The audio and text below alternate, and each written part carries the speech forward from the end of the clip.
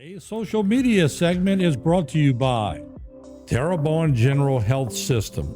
Your health is our legacy. Rouse's, you're either local or you're not. Buick, the craft of modern luxury. St. Martin and Bork, know your rights.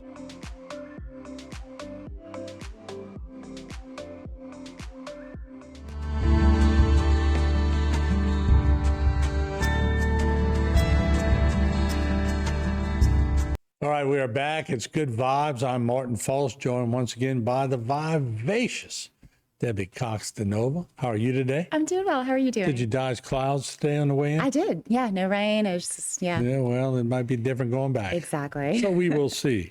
So creating good habits. A lot of people try to do that. We all try to do it. Yeah. New Year's comes around, everybody tries to get new habits. They last about 2 weeks. I do. And then, but making it stay. How do you do that? Yeah, so this is a really great question because at the end of the day, the quality of our lives really are about the quality of our habits, right?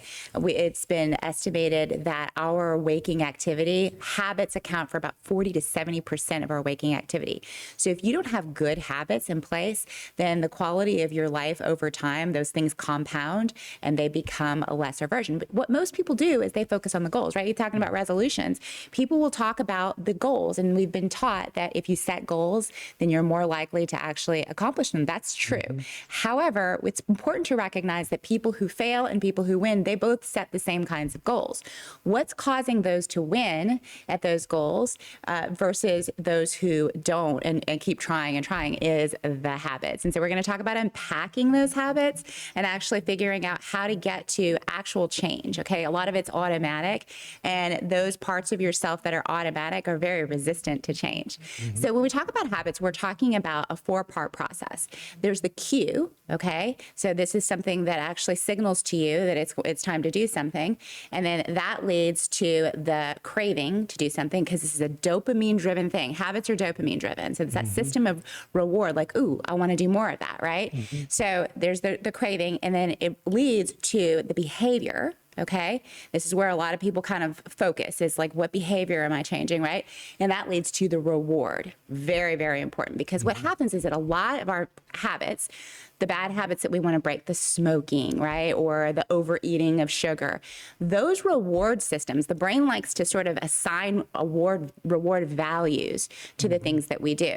So we only develop habits because the brain wants to be able to free up energy, something that you do on a repeated basis. It creates automaticity there so that you can actually free up your brain to learn new things, right? So if every single day you had to relearn how to drive, how to brush your teeth, that'd be exhausting. You'd deplete all of your energy and never learn anything new.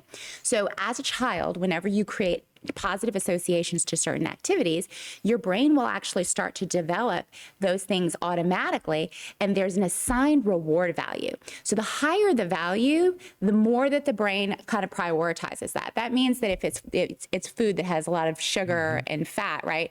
Those are calories that are meant for survival. That is actually a high priority for the brain from a survival standpoint, right? So the problem is that people are looking at, oh, I want to change my behavior. I want to clean the room. Or I want to, learn how to learn a language, right? And they're approaching it from that. But if that were the way to it, everybody would already be there. The thing about it is that we need to create awareness about the associated reward to the behavior.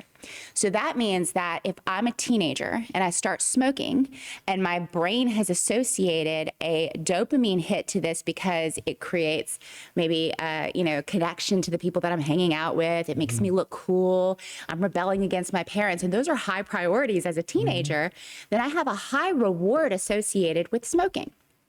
But as an adult, if I'm super addicted, I'm doing it on a regular basis, it's destroying my health, it's important to pull back and actually create a new association so that the brain can assign a new value to the action that is happening.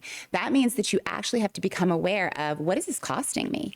And what is the actual experience of smoking? So when they did studies on this, they asked people who were longtime smokers to actually sit with the experience of smoking. And they said, it actually smells like stinky cheese and it tastes like chemicals. That was was the real actual the real actual value of that to the brain. And so creating that new value lower prioritizes it for the brain so that the brain actually can let go of it instead of associating something positive for you. So they rebel against their parents and they start smoking a lot of times, kids. Yeah. And that's been proven. They've asked a lot of. But as they get older, they're so addicted now, even though they're not rebelling anymore, maybe they could switch the switch and say, I'm not going to rebel against myself. I'm going to quit smoking. Yeah, absolutely. And just becoming aware that it was the teenage version of you that made that association. Or cake. Let's talk about sugar, right? When you're a child, you go to a birthday party, you get cake. There's a super dopamine hit that comes with that, right? It feels really good to eat the cake. It tastes really good.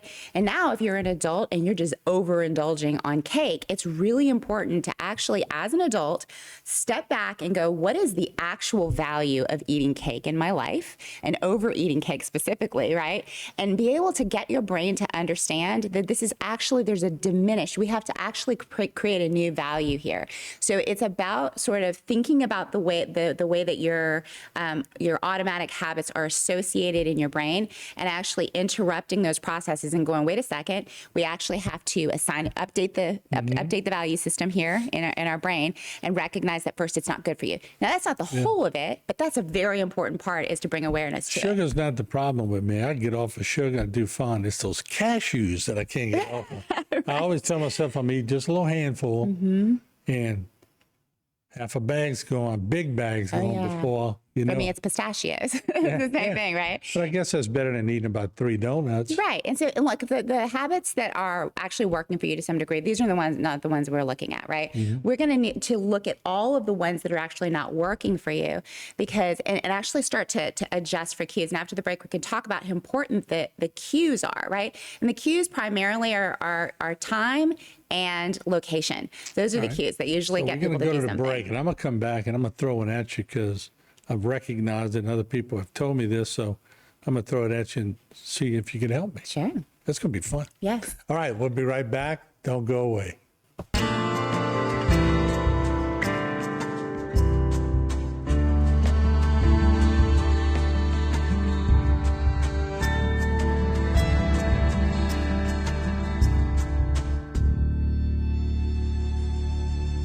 Today's social media segment is brought to you by South Louisiana Bank.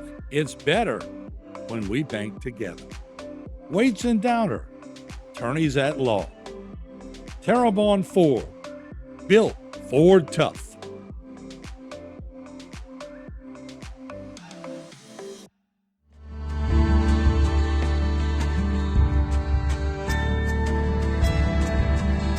All right, we are back and we are talking today about creating good habits. This is Good Vibes. Debbie Cox DeNova is in the house. All right, so here's my thing. We're sitting the other day, a bunch of friends, and they're telling me, Martin, you're a workaholic.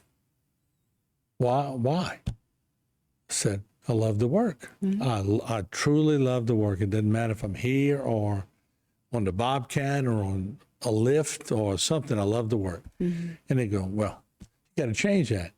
I said, okay, you fish every weekend or you go hunting every weekend and you're addicted to fishing and hunting. Are you going to change that? Yeah. So is it bad that I love to work?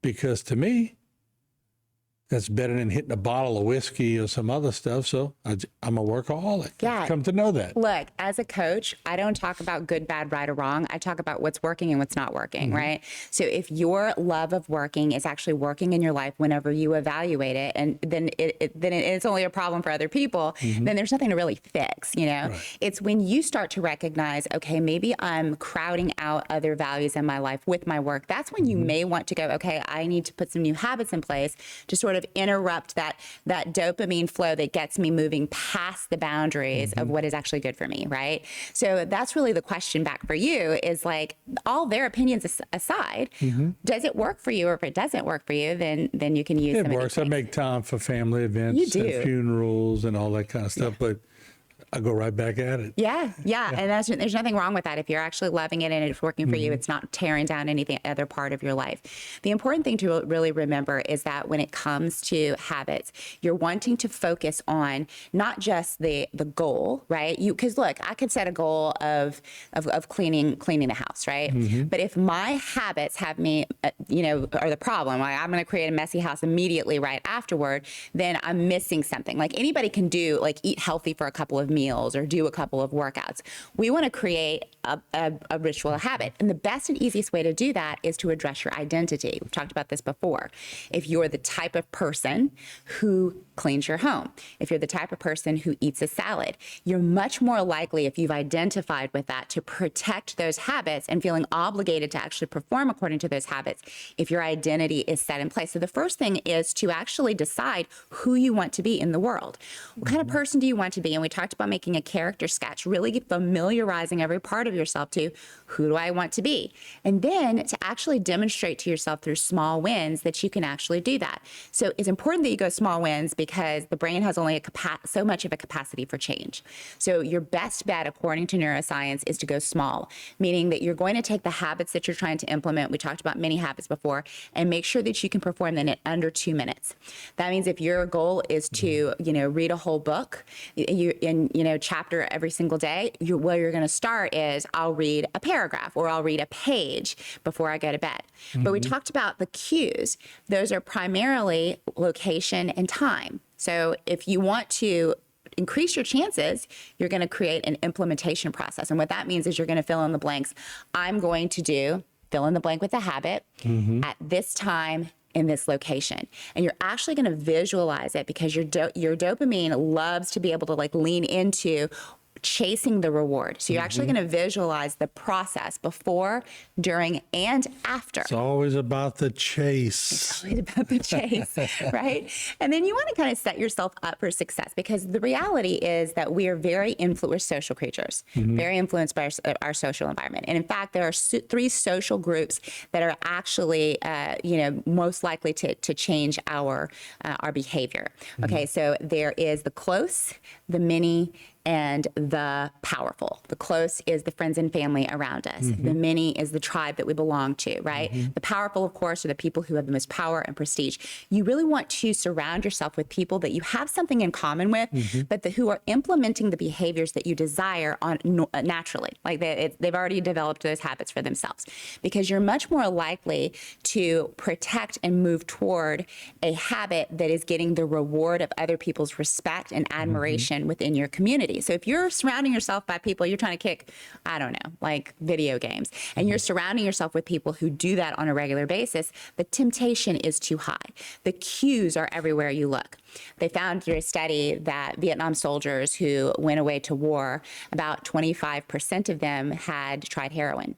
And about 30% who came home of those actually were they're addicted to it. But what was interesting is that when they came home and went through a program, not 9 out of the 10 actually were able to virtually overnight drop the habit. Why?